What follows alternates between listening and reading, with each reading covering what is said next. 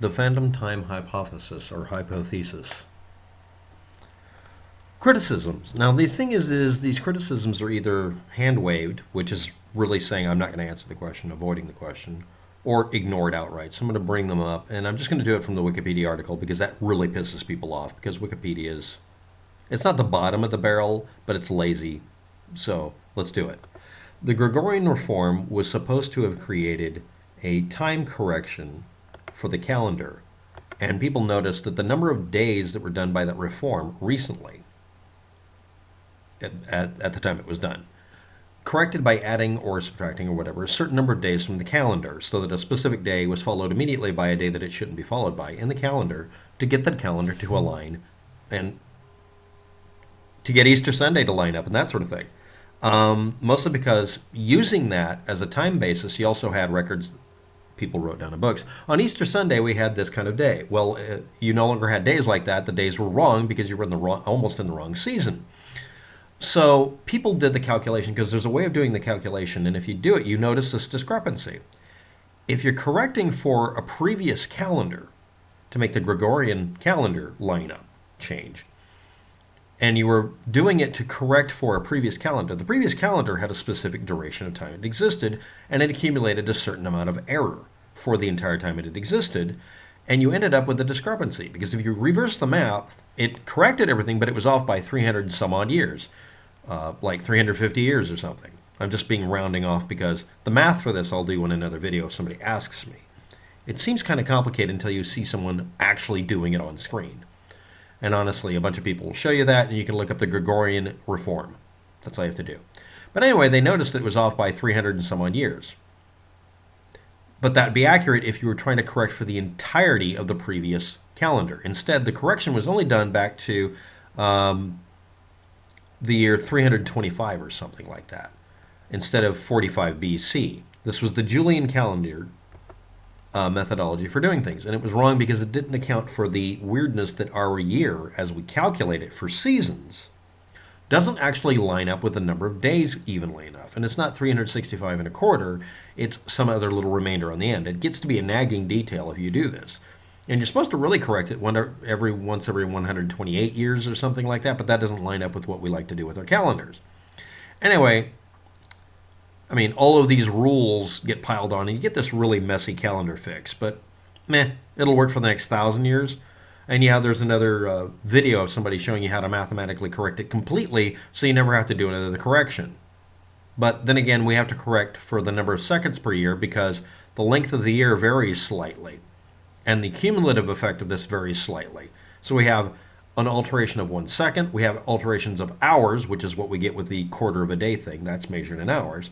And we also get the century error and the millennial error, and also the fact that it should be based on 128, almost exactly a binary number of years. It's not really that number, but it's close to it. Good enough, right? So us doing this rounding off and trying to make it easy to memorize has caused these problems today.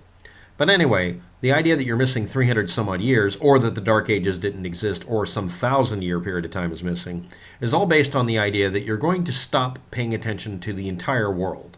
So I'm going to read back some criticisms that were in my video that I put up. This is months ago, by the way, but let's do this. The 1,000-Year Phantom Time, New Chronology, by several people. Staged history, or just that humans make mistakes and crap. First one, other people had calendars, the Chinese for instance. The nonsensical part of this is that this is Eurocentrism. Now that's obviously an SJW, but not really. That's accurate because you are dealing with people only looking at a very narrow world. The European population wasn't that damn smart. Also, when the reform happened, not everybody changed their calendars, so that caused a bunch of delays and errors. And some of them waited centuries. So that created your phantom time effect in some specific parts, even in Europe. Not to mention in certain parts of the world in the year 19-something or 18-something. Also, some churches refused to follow this because they didn't like that it changed when Sunday, Easter Sunday would be or whatever.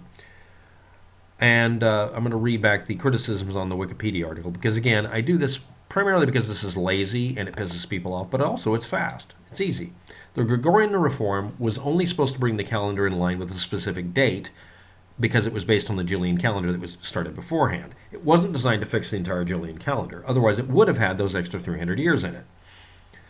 Next, this was based on calculating the date for Easter Sunday by fixing the vernal equinox on March 21st and the Julian calendar.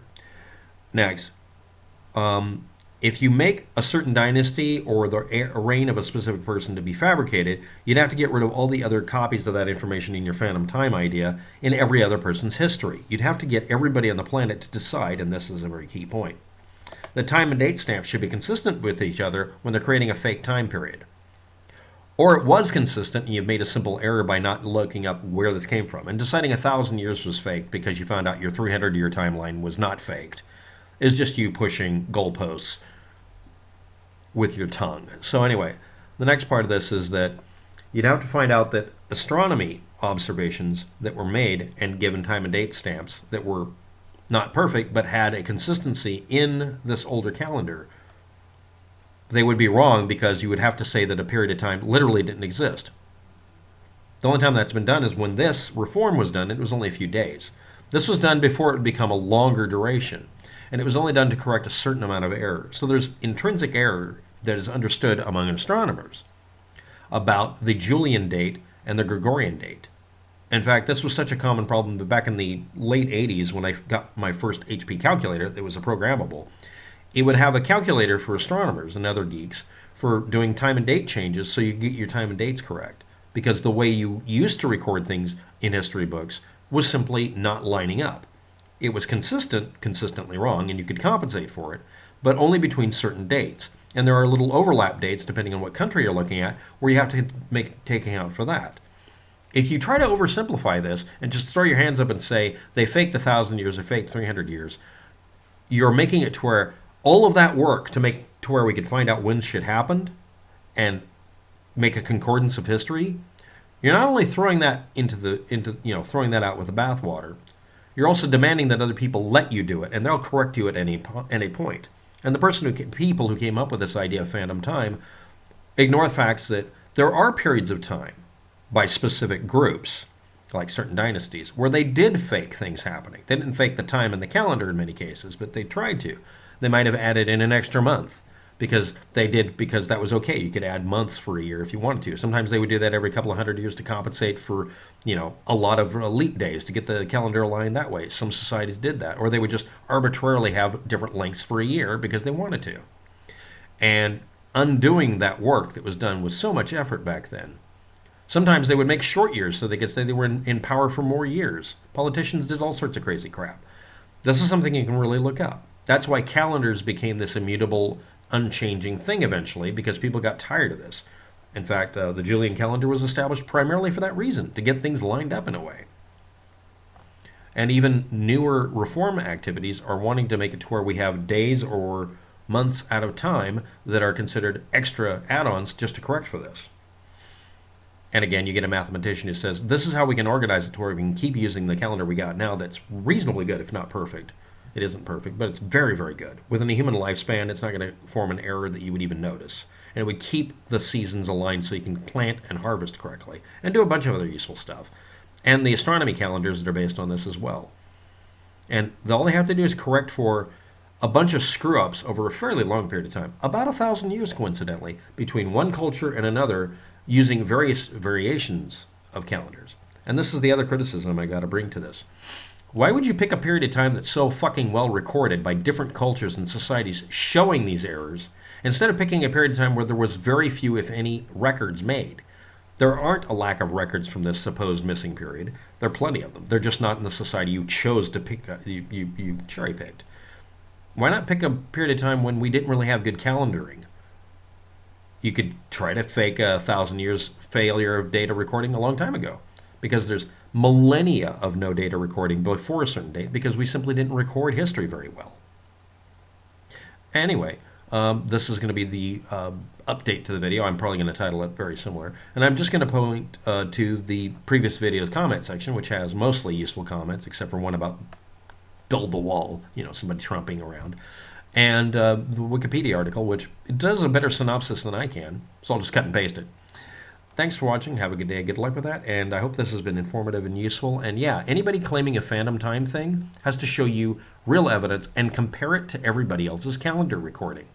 Or they have to just say it only happened in Europe and ignore any evidence outside of it, which isn't acceptable. Bye.